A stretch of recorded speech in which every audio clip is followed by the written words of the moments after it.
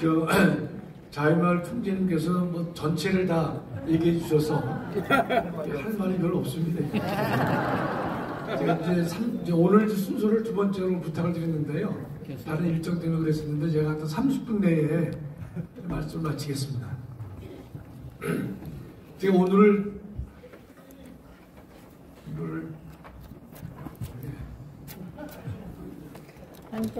이걸 막아놔가지고 전 글을 봐야 되는데 제가 오늘 준비한 것은 뭔가면요, 최근에 우리 윤석열 대통령이 일본 가서 여러 가지 성과를 거두셨는데 거기에 대해서 여러 가지 뭐 이완용이가 부활했다 뭐 이런 식으로 막말을 하고 있는데, 우리나라 대통령이 외국에 나가서 연설을 많이 하셨지만 첫째 이승만 대통령이 연설하고 문재인의 2017년 북경 연설하고 금년에 윤석열 대통령이 일본 가서 한 연설을 잠깐 비교를 좀 해드리겠습니다. 1954년에 이승만 대통령이 미국서 연설하셨는데 이때 이게 유명한 연설로 남아 있습니다. 근데 여러분 이 연설을 보실 때 54년도는요 대한민국 건국한 다음에 6.25 전쟁을 치르고 대한민국 전체가 다 잿더미가 된 상태에서 미국을 방문한 겁니다. 그게 54년입니다. 제가 한번 읽어볼게요. 우리 국민은 울면서 도움을 갈구하지 않습니다. 내가 여기 온 것은 더 많은 원조, 더 많은 자금, 기타 무엇을 요구하려는 것이 아닙니다. 우리는 구걸하지 않으며 앞으로도 구걸하지 않을 것입니다. 정말 대한민국 전체가 잿더미가 됐는 상태에서 이승만 대통령은 미국 가셔서 당당하게 서두를 여신 것이 다음이요. 근데 왜 이승만 대통령이 뭘 원했느냐? 대한민국의 싸움은 생명보다 귀중한 민주제도와 자유를 지키기 위한 것이었다. 이런 말씀을 하신 거예요.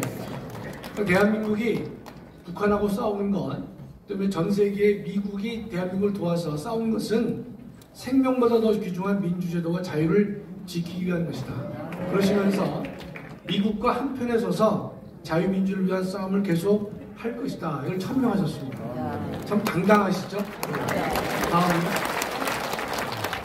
한 번 더 통일이 우리의 이해관계보다 더 큰 의미를 갖는 결정적이고 긴박한 이유가 있다.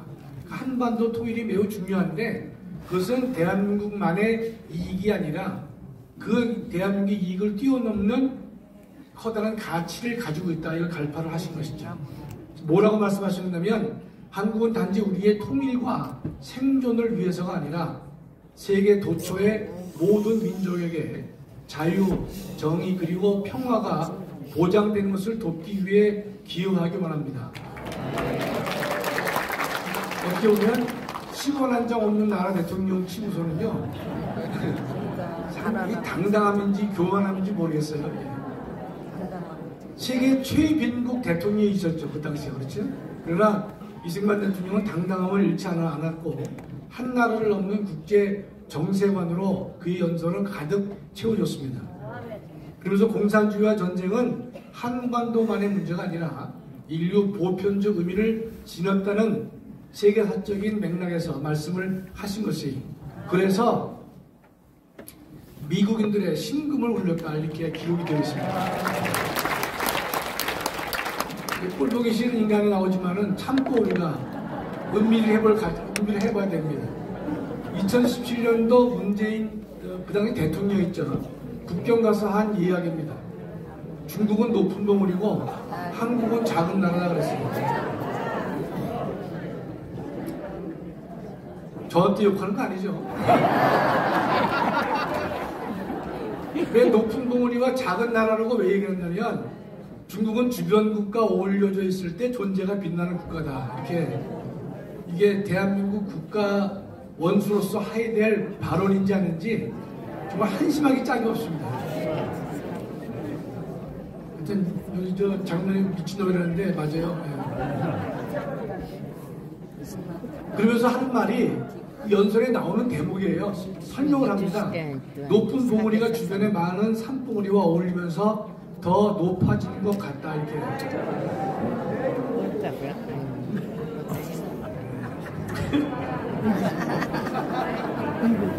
결국 한마디로 친중 4대주의의 고백이죠.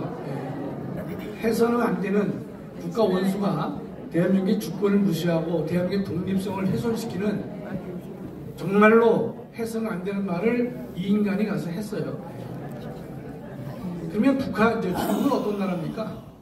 시진핑 독재를 하고 있단 말이죠. 자유와 인권을 억압하는 시진핑 독재에 대해서 뭐라고 평을 했냐면요.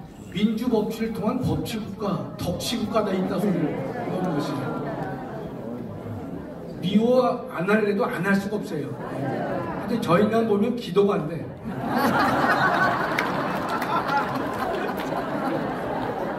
근데 중국은 어떤 나라입니까?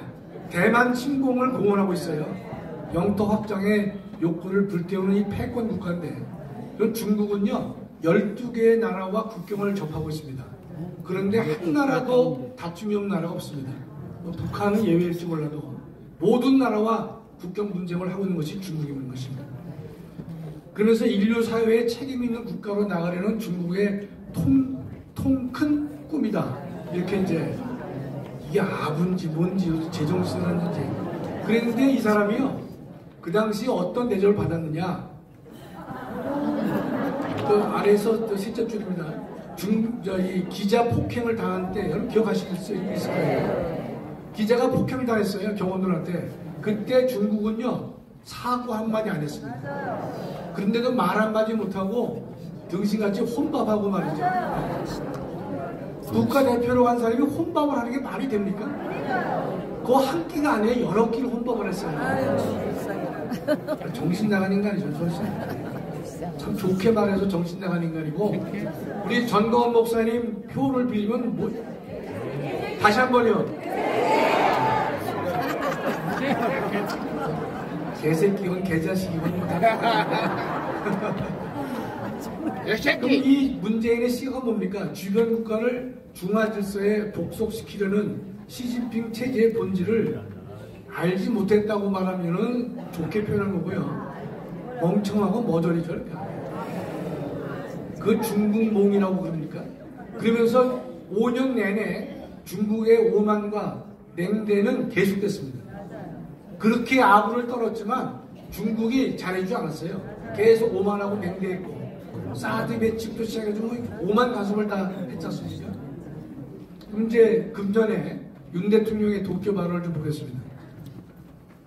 이제 도쿄에 있는 게이오 대학에서 연설하시는데, 여러분 미래 세대가 한일 양국의 미래라는 점이다. 미래를 열었습니다. 여러분의 미래를 생각하고 한국 청년들과 적극적으로 소통해 나가주기를 바란다. 과거는 나오지 않았습니다. 그 미래의 한일 관계 연결고리는 뭐냐? 자유민주주의가 연결고리가 된 것이죠. 그래서 윤석열 대통령은 인류 보편의 가치를 가진 두 나라가, 그러니까 자유민주주의를 공유하고 있는, 또는 자유와 인권과 법치를 공유하고 있는 한국과 일본이 두 나라가 미래를 향해서 함께 가는 것은 동북아를 넘어서 세계에 기여하는 것이다. 멋진 표현이죠, 그렇죠?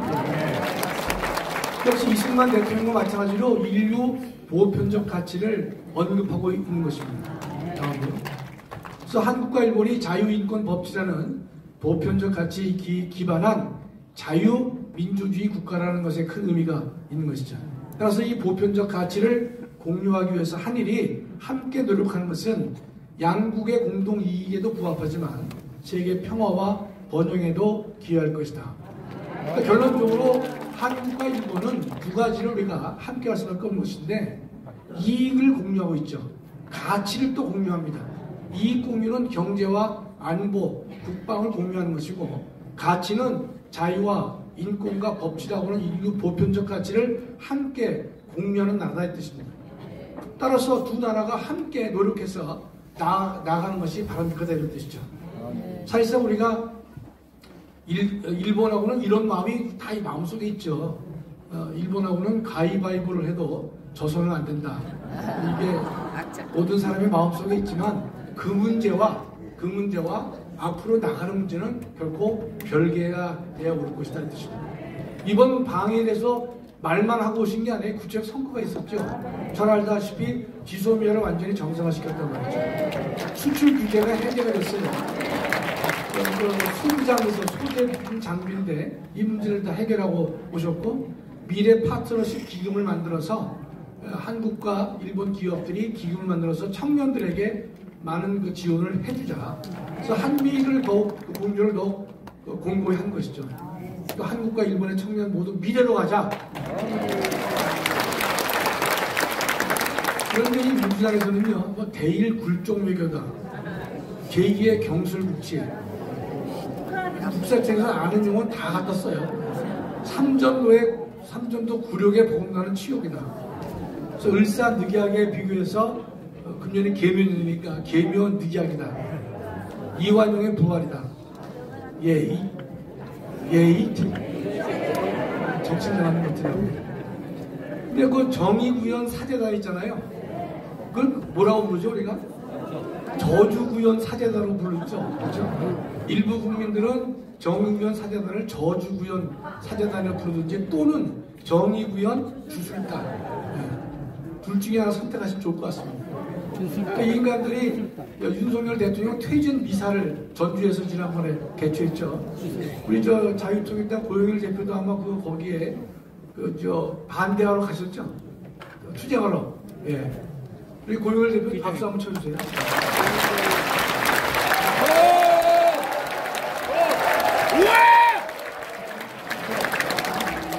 변호사 일은 안 하고 말이죠. 뭐 먹고 살지도 궁금해요. 네.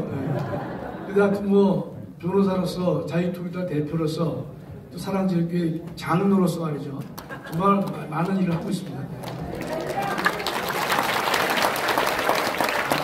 그러니까 이 저주구현 사제단들이 뭐라 그랬습니까? 퇴진 미사도 하면서 치즈 오므라이스 처먹고, 참 이게 또 저주를 하고 말이죠. 이 강제징용 문제를 제가 좀 말씀을 드리면 1965년도 청구권 협정에서 다 해결됐거든요. 조금 전에 우리 장하일 목사님도 말씀하셨지만 65년에 해결됐는데 두 개의 문제를 잠깐만 우리가 따졌어요. 그 하나가 뭔가면 위안부는 거기에 포함되지 않는다. 두 번째 강제징용은 포함되지 않는다. 두 개를 싸웠거든요. 위안부는 제가 논하지 않을 것이고 강제징용은요 이미 노무현 정부 때 이 문제를 다 검토했습니다. 그래서 노무현 정부는요 2000년도에 강제징용에 대한 청구권이 없다라고 결론을 내렸어요. 노무현 정부가 내린 거예요. 그때 민관합동위원회가 있었는데 이해찬 국무총리가 위원장이었어요. 문재인도 참석했습니다. 민정수석으로. 그래서 나온 결론이 뭔가면 강제징용 배상 문제는 이미 65년 청구권에 포함되어 있다라고 결론을 내린 거예요. 그랬는데 2007년도에 그 나라에서 특별법을 만들어가지고 그때 이 배상금이 좀 너무 작으니까 조금 더 주자. 위로와 격려금 차원에서 이 특별법을 만들어가지고 돈을 줬어요. 72,641명에게 총 6,184억, 그러니까 7만여 명에게 6천억 정도의 돈을 나라 예산으로 위로금으로 지급한 바가 있습니다. 다 끝난 거 아니에요? 끝난 거죠. 이웃 간에도 끝났는데 또 달라 그러면 미친놈이라고 할 거 아닙니까? 그렇죠? 머리를 잡아뜯는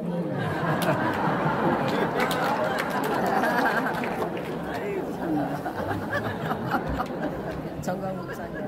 근데 우리나라 사법부가 문제가 된 게 이 문제가 다시 이제 문제가 된 것은요. 대법원에서 강제징용은 그 안에 포함되지 않는다. 이런 해석을 내려가지고 이 문제가 된 거란 말이죠. 이럴 경우 우리가 법학적으로 이런 말 씁니다.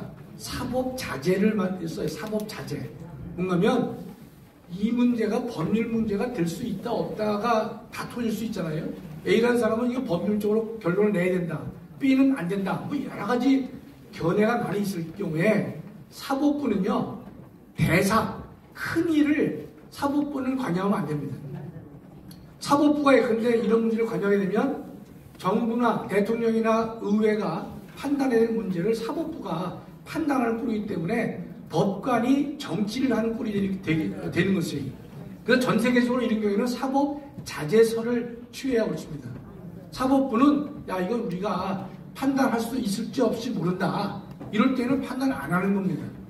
더군다나 국제적 문제를 국내 법원에 끌어들여서 옳다 그르다라는 판단은 통상 해서는 안 되는 것이 국제 질서의 기본 원리인데 이 사법부가 정신을 못 차리고 이런 짓을 한 것입니다.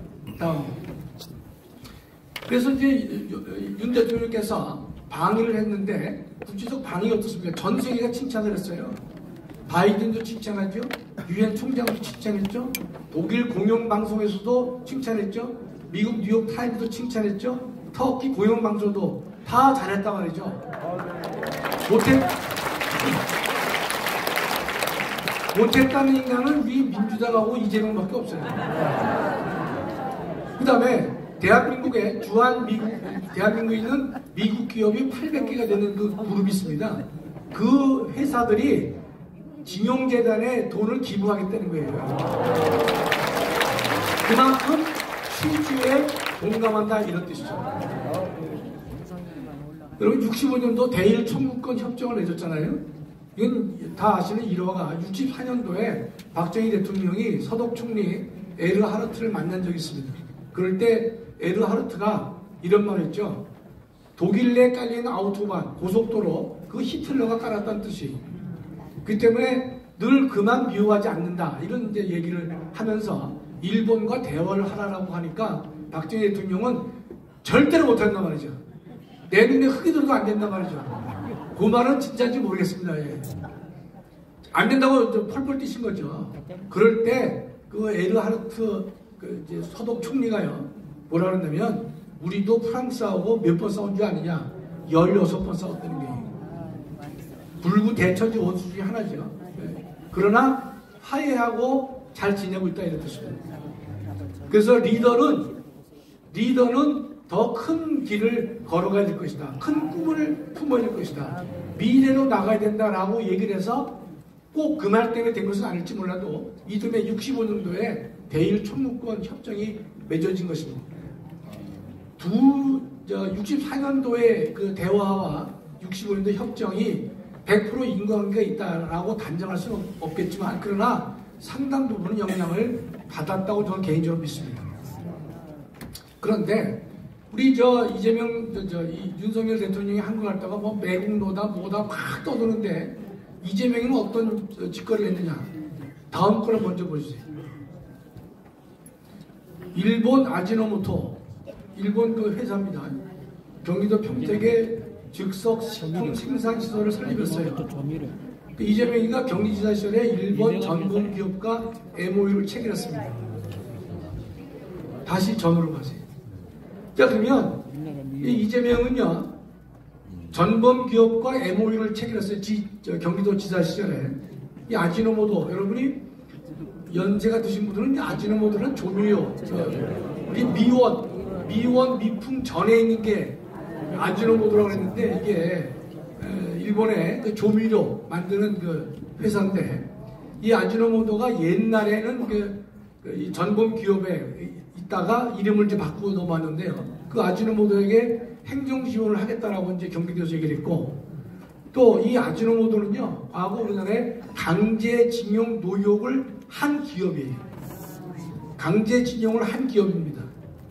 그 다음에 2012년 발표에 하면 이 아지노모토는 전범 기업에 포함된다라고 발표가 된 바가 있습니다. 그 명백하게 전범 기업이고 또 아지노모토가 강제징용까지 한 그런 이제 기업인 것이죠. 그다음에 이 기업은요 일본의 극우 세력들은 대부분 어떤 형태를 취한 자세를 취하는가면요 뭐 독도는 일본 땅이다 뭐 이런 식의 극우적인 이야기를 하는 단체가 극우 세력인데 이 사람들이 이제 일본의 학생들에게 교과서에 영향을 많이 주고 있습니다. 역사 교과서를 만드는데 영향을 많이 주고 있는 극우 세력에게 상당 부분의 지원을 한 사람이 아지노모토 기업인 것이에요. 이 기업하고 이재명이가 지사 시절에 MOU를 체결했단 말이죠. 그런 전력이 있는 인간이 지금 윤석열 대통령이 일본 가서 행한 것은 이거 전혀 차원이 다르잖아요. 예. 그럼에도 불구하고 이 인간은 저런 일을 하고 있죠. 예. 그러면 내로남불보다 더 심한 말이 없어요. 아유, 진짜. 이제 돌아가신 김문기 전 차장하고 호주서 골프를 치게 나오잖아요, 그렇죠? 둘이서 한 카트를 타고 다녔는데 모른단 말이죠. 참 이게 이거를 해야 되는지 말아야 되는지가 도저히 정상적인 사고로는 이제 설명이 안 됩니다. 그러니까 저런 구조를 갖고 있으니까, 그러나 제가 볼 때는 이거 참을 수밖에 없어요. 내년 4월까지는요. 아니 쫄딱 망하게 말이죠. 이번에 보니까 또 검사 사칭한 것에 대해서 위증한 것이 드러나가지고요. 다시 이제 수사가 들어갔어요. 그러니까 지금 대장동 들어갔고, 그다음에 허위사실 공표가 들어갔는데, 이제 백현동 들어갈 테고, 또 들어가면요. 4개가 들어가면 이 인간이 검찰 앞에서는 성명서를 발표합니다. 검찰 앞에서는 서로 대등한지라고 봐가지고. 그러나 법원에 들어갈 때는요, 성명서 발표하나 안 하나요? 안 합니다. 못 합니다. 왜? 판사가 결론을 내기 때문에 기다 아니란 말은 그래서 안 하는 거예요. 또 요새 이재명의 변호사가 맞나요? 그럼 잘 보세요. 변호사가 몇 명이에요? 없어요. 사건당 하나예요. 돈이 없잖아요. 예전에는 변호사를 10개 명씩 고용했어요. 그래서 변호사 대나 부혹이 있었단 말이죠. 왜 한 명밖에 없느냐? 지도노로 나가니 지도노예요. 이게 야당 대표 일을 하면서 소송을 당하는 게 아니잖아요. 그러니까 민주당은 방비로 돈을 지원할 수가 없다는 뜻이에요. 그렇죠? 지금 상황에서 이재명한테 돈 될 사람 있습니까? 없죠. 그러니까 변호사 달랑 하나 들고 다니는 거예요. 그래서 한 명인 거예요. 네. 그러나 또 법원에 가서는요, 성명서 발표 안 하고 곧 들어가죠, 바로. 네. 왜냐면 성명서 얘기했다가 판사한테 찍히면, 그게 제일 무서운 죄가 뭡니까? 괘씸죄죠. 괘씸죄는 형법에 제명도 없는데, 제일 무서운 거죠. 예. 그러니까 또 우리가, 제가 오늘 준비한 것은 여기까지입니다. 그러니까 네가 이승만 대통령, 윤석열 대통령, 그다음에 문재인 세 분의 두 분과 한 인간의 연설을 비교해봤는데